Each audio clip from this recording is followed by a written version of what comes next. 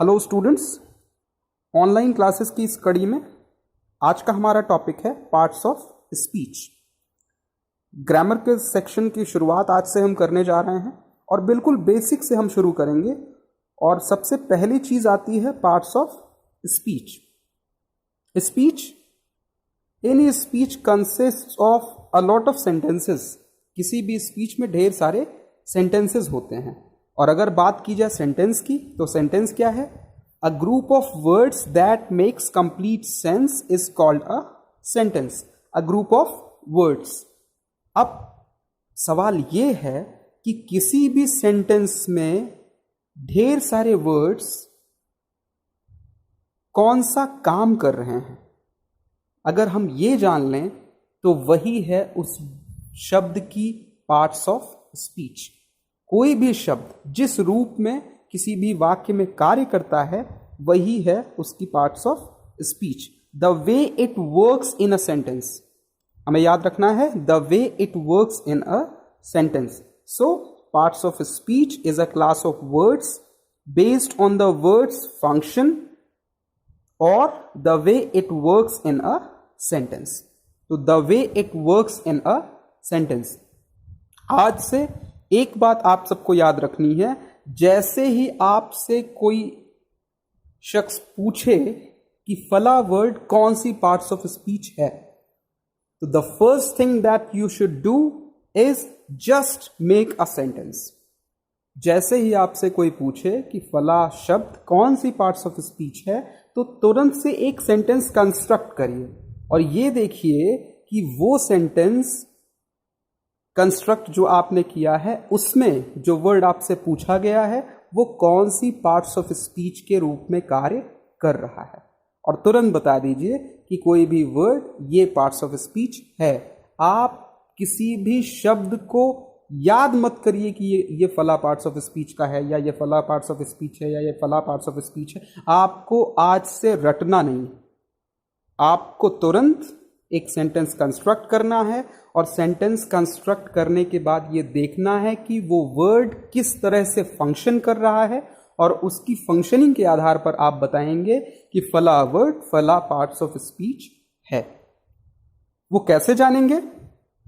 मेरा ये मानना है कि ज्यादातर स्टूडेंट्स जानते होंगे, लेकिन जो नहीं जानते हैं वो आज के लेक्चर को बहुत ध्यान से सुनेंगे, और जो जानते हैं वो भी एक रिकैप के रूप में इस लेक्चर को लेंगे। अगर बात की जाए पार्ट्स ऑफ स्पीचेस की संख्या की, तो they are 8 in number: noun, pronoun, adjective, verb, adverb, preposition, conjunction and interjection. आज हम इन सारी पार्ट्स ऑफ स्पीचेस के बारे में एक रफ आइडिया डेवलप करेंगे। एक ऐसी जानकारी जो बिल्कुल बेसिक है लेकिन बेहद जरूरी है। और ये और जरूरी इसलिए है कि मैं आपको आगे जो भी लेक्चर्स दूंगा, चाहे वो फ्रेज पर होगा, चाहे वो क्लॉज पर होगा, चाहे वो सेंटेंस पर होगा, चाहे वो कंजंक्शन पर होगा, चाहे वो सिंपल, कॉम्प्लेक्स या कंपाउंड सेंटेंसेस पर होगा, किसी भी चीज को जानने के लिए, चाहे वो फाइनाइट, नॉन फाइनाइट वर्ब्स पर होगा, आपको किसी भी चीज की समझ आगे के लेक्चर्स की हो, इसके लिए सबसे जरूरी है कि ग्रामर की शुरुआत में ही हम पार्ट्स ऑफ स्पीच के बेसिक्स को समझ लें। तो बिल्कुल बेसिक बातें इस लेक्चर में बताऊंगा, और रिकैप ही सही, लेकिन आप सब ध्यान से जरूर सुनिए इस लेक्चर को। सबसे पहले बात आती है नाउन की। तो आप सब ने रटा है, अ noun is the name of any person, place और थिंग। तो थोड़ा सा ऐड कर देते हैं इस डेफिनेशन में। A noun is a word used as the name of a person, place, thing और एब्स्ट्रैक्ट नोशन। एब्स्ट्रैक्ट नोशन या एब्स्ट्रैक्ट आइडिया, ठीक? क्योंकि हमें पता है जब हम काइंड्स ऑफ नाउन की बात करते हैं तो प्रॉपर, कॉमन, कलेक्टिव, मटेरियल और एब्स्ट्रैक्ट भी।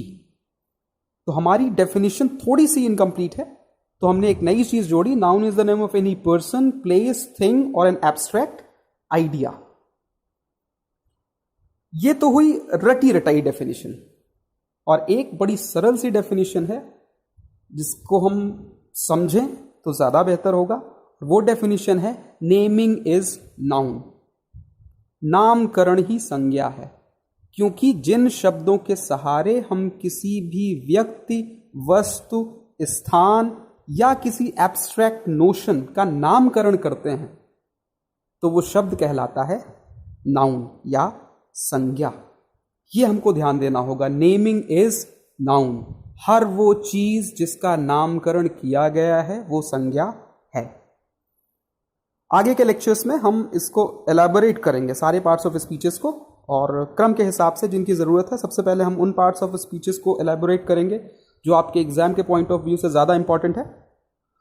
देखिए examples, Virat is a great batsman, Virat person. Prayagraj is a holy city, Prayagraj place. This is my book, book thing. And death equals all, death abstract notion. एक important चीज है जो शायद आपको जब पार्ट्स ऑफ स्पीच पढ़ाई जाती है तो नहीं बताया जाता, और कुछ छोटी छोटी चीजें ऐसी हैं जिसके नाते ग्रामर कठिन हो जाती है, और वो बेसिक चीजें अगर हमको पता हो तो ग्रामर हमारे लिए काफी आसान होगी।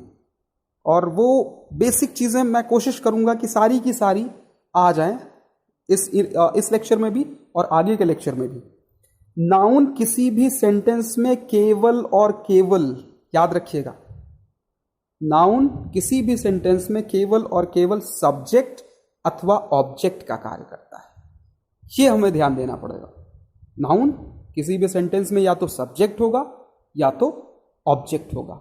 और कई बार हम ये देखते हैं कि किसी भी सेंटेंस में कोई वर्ब सब्जेक्ट का कार्य कर रही है। कई बार हम ये देखते हैं कि किसी सेंटेंस में कोई वर्ब ऑब्जेक्ट का कार्य कर रही है। तो अभी हम आगे पढ़ेंगे फाइनाइट और नॉन फाइनाइट वर्ब्स के बारे में, और हम ये जानेंगे कि कभी कभी वर्ब अगर किसी भी सेंटेंस के सब्जेक्ट के फॉर्म में है तो that verb is acting as a noun. अगर किसी वाक्य में कोई वर्ब ऑब्जेक्ट के फॉर्म में है तो that verb is acting as a noun. ये हमें बहुत ध्यान देना है। अगली parts of speech, pronoun, very simple. A pronoun is a word used in place of a noun. तो हम, जैसा कि मैंने शायद एक बार क्लास में भी आप सबसे चर्चा की थी, कि हम प्रोनाउन का प्रयोग इसलिए करते हैं कि बार बार किसी नाउन का यूज करना हेक्टिक होता है, और नाउन को रिप्लेस करते हैं हम प्रोनाउन से। अब 1000 लोग हैं, 1000 लोगों को बार बार उनके नाम लिखने से बेहतर है कि आप सीधा कह दें दे, देम। तो देखते हैं कुछ सिंपल सेंटेंसेस हैं। Ramesh is absent because he is ill. He किसके स्थान पर? रमेश के स्थान पर। Ramesh noun, he pronoun. Seema passed because she worked hard. Seema passed because she worked hard. Seema के लिए she. The books are where you left them. Books के लिए them. Richa is the girl who stood first in the class. Richa के लिए who. तो ये सारे words he, she, them, who किसकी तरह काम कर रहे हैं? प्रोनाउन की तरह। अब यहां पर एक बात समझते हैं। आप कई बार ये देखेंगे कि the word who acts as a conjunction. The word who acts as a conjunction, लेकिन इस सेंटेंस में the word who is acting as a pronoun. इसीलिए मैंने कहा था शुरुआत में कि हमें यह ध्यान रखना है, बिल्कुल ध्यान रखना है हमेशा, द वे इट वर्क्स, कि शब्द किस तरह से कार्य कर रहे हैं। क्योंकि प्रोनाउन सब्स्टिट्यूटिंग वर्ड्स हैं नाउन के, अतः इनका प्रयोग भी सेंटेंस में सब्जेक्ट अथवा ऑब्जेक्ट के रूप में होता है। बिल्कुल आसान सी बात है भाई। अगर नाउन का प्रयोग होता है किसी भी सेंटेंस में सब्जेक्ट के रूप में या ऑब्जेक्ट के रूप में, तो अगर नाउन को रिप्लेस कर रहा है प्रोनाउन, तो किसी प्रोनाउन का भी काम किसी भी सेंटेंस में या तो सब्जेक्ट का होगा या फिर ऑब्जेक्ट का। तीसरी parts of speech, adjective. An adjective is a word used to add something to the meaning of a noun or pronoun. किसी भी नाउन या प्रोनाउन की विशेषता जो शब्द बताते हैं वो एडजेक्टिव होते हैं। आपको बहुत सारी बुक्स में मिलेगा, an adjective is a word that qualifies a noun और प्रोनाउन। मीनिंग सेम है, शब्दों का हेरफेर है। Kavita is a beautiful girl. Kavita is a beautiful girl. Beautiful qualify कर रहा है गर्ल को, और गर्ल क्या है? Noun. She was rich. She qualify कर रहा है, रिच किसको क्वालिफाई कर रहा है? शी को। शी क्या है? प्रोनाउन। Rich adjective. तो इन दोनों सेंटेंसेस में beautiful and rich both are acting as adjective. अगली पार्ट्स ऑफ स्पीच है वर्ब। वर्ब बहुत इंपॉर्टेंट है और थोड़ा सा बड़ा लेक्चर चाहती है समझने के लिए। अगर आप वर्ब को सही तरीके से समझना चाहते हैं तो एक बड़ा लेक्चर चाहिए। हम एक लेक्चर अलग से लेंगे वर्ब पर, लेकिन यहां पर हम इसको शॉर्ट में समझ लेते हैं। A verb is a word denoting action और state of being. A verb is a word denoting action और स्टेट ऑफ बीइंग। तो वर्ब से किसी भी कार्य का होना या किसी भी वस्तु की स्थिति, स्टेट ऑफ बीइंग पता चलता है। He goes to school on time. वह समय पर स्कूल जाता है। यहां पर एक्शन। ही इज इल। वह बीमार है। इस वाक्य में the word is showing a state of being. अगली पार्ट्स ऑफ स्पीच है adverb. An adverb is a word used to add something to the meaning of a verb, an adjective, another adverb, or anything except noun, pronoun, and interjection. आमतौर पर आप देखेंगे कि books में एक definition मिलती है, an adverb is a word that qualifies an adjective or verb or adverb. लेकिन यहां पर साफ साफ लिखा गया है कि adverb नाउन, प्रोनाउन और इंटरजेक्शन को छोड़कर किसी भी पार्ट्स ऑफ स्पीच को क्वालिफाई कर सकती है। मैं फिर से क्लियर कर रहा हूं कि एडवर्ब नाउन, प्रोनाउन और इंटरजेक्शन को छोड़कर के किसी भी पार्ट्स ऑफ स्पीच को क्वालिफाई कर सकती है। चलिए नीचे के सेंटेंसेस को हम ध्यान से देखते हैं। Radha works quickly.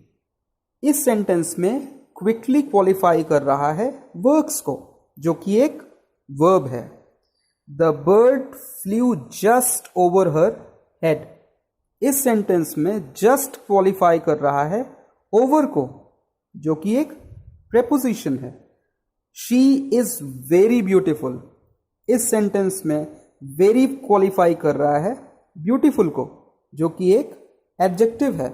Mohan came just after you had gone. इस सेंटेंस में जस्ट क्वालिफाई कर रहा है आफ्टर को। आफ्टर जो कि इस सेंटेंस में, ध्यान दीजिएगा, आफ्टर जो कि इस सेंटेंस में कंजंक्शन का काम कर रहा है। The baby cried very loudly. Very qualify कर रहा है लाउडली को, जो कि एक एडवर्ब है। तो आपने देखा कि प्रोनाउन, नाउन और इंटरजेक्शन को छोड़ करके किसी भी चीज को क्वालिफाई कर सकती है एडवर्ब। अगली parts of speech, preposition. A word और phrase that is used before a noun और pronoun to show place, time, direction etcetera. शुरुआत पे में ध्यान देना जरूरी है। अ वर्ड और फ्रेज, इसका मतलब इन, ऑन, अपॉन, अबव, ये नहीं है कि सिर्फ यही प्रीपोजिशन है। Preposition can be in the form of a phrase. Preposition पर भी हम एक बड़ा लेक्चर लेंगे, विधिवत समझेंगे, लेकिन अभी शॉर्ट में एक रफ आइडिया हम इसका देख लेते हैं। अ वर्ड और phrase that is use before a noun और pronoun to show place, time and direction etcetera. ठीक, तो कोई भी शब्द या फ्रेज जो नाउन या प्रोनाउन के पहले लगता है और क्या दर्शाता है? स्थान, समय, दिशा आदि। वो कहलाता है preposition. My pen is on the desk, मेरी कलम डेस्क पर है। Himanshu stood under the tree, we went to Allahabad, the fox jumped into the well. On, under, to, into, इन सेंटेंसेस में ये सब के सब प्रीपोजिशन हैं। अगले पार्ट्स ऑफ स्पीच की तरफ बढ़ते हैं। अगला पार्ट्स ऑफ स्पीच है कंजंक्शन, सबसे रिलायबल पार्ट्स ऑफ स्पीच।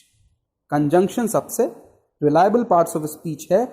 जैसा कि नाम बता रहा है, conjunct, junction, it adds, it simply adds, इसीलिए मैंने कहा सबसे रिलायबल पार्ट्स ऑफ स्पीच है। A conjunction is a word used to join words, clauses और सेंटेंसेस।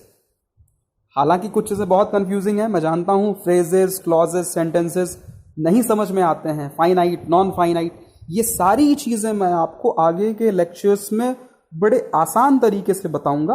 लेकिन अभी हम यहां बात कर रहे हैं कंजंक्शन की। Seema and Sudhir went there, Shivani is clever but honest, Pankaj ran fast but missed the train, he came and gave your message. And, but and, ये सब के सब इन एग्जाम्पल्स में कंजंक्शन की तरह काम कर रहे हैं। अब हम बढ़ते हैं लास्ट पार्ट्स ऑफ स्पीच की तरफ, that is interjection. An interjection is a word which expresses some sudden feelings or emotions such as surprise, joy, sorrow, etc. ठीक, तो interjection is a word which expresses some sudden feeling, अचानक कोई feeling या emotion जो आपके अंदर जागता है, वो चाहे आश्चर्य हो, चाहे खुशी हो, चाहे दुख हो।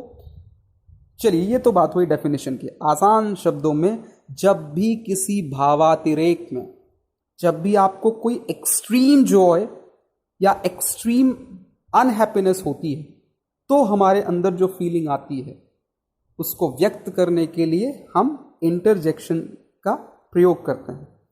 Hurrah, we won the match, बेहद खुशी। और कई, बेहद का मतलब यहां पर है अनएक्सपेक्टेड जॉय या अनएक्सपेक्टेड हैप्पीनेस या अनएक्सपेक्टेड ग्रीफ, हद से ज्यादा दुख या हद से ज्यादा खुशी। Alas, she is dead, unexpected grief. तो स्टूडेंट्स, आसान शब्दों में हमने सारी पार्ट्स ऑफ स्पीच के बारे में जाना, और मैंने आपसे कहा कि हो सकता है कुछ स्टूडेंट्स को ऐसा लगे कि आज के लेक्चर में ऐसा कुछ नहीं था जो वो ना जानते हों, लेकिन फिर भी इस लेक्चर को आप ध्यान से सुनिए। और रिकैप की बहुत ज़रूरत थी, क्योंकि आगे के सारे लेक्चर्स बेस्ड होंगे पार्ट्स ऑफ स्पीचेस की बेसिक जानकारी पर। अगर हम पार्ट्स ऑफ स्पीच की बेसिक जानकारी नहीं रखेंगे तो आगे के लेक्चर्स को समझना हमारे लिए बहुत मुश्किल हो जाएगा। और वो स्टूडेंट्स जिनको पार्ट्स ऑफ स्पीच की जानकारी अच्छे से नहीं थी, या जिनको ऐसा लग रहा है कि इसके पहले वो ये चीज़ें नहीं जानते थे, वो इस लेक्चर को बार बार ज़रूर सुने। So students, do take very good care of yourself और नेक्स्ट लेक्चर का वेट करिए। Till then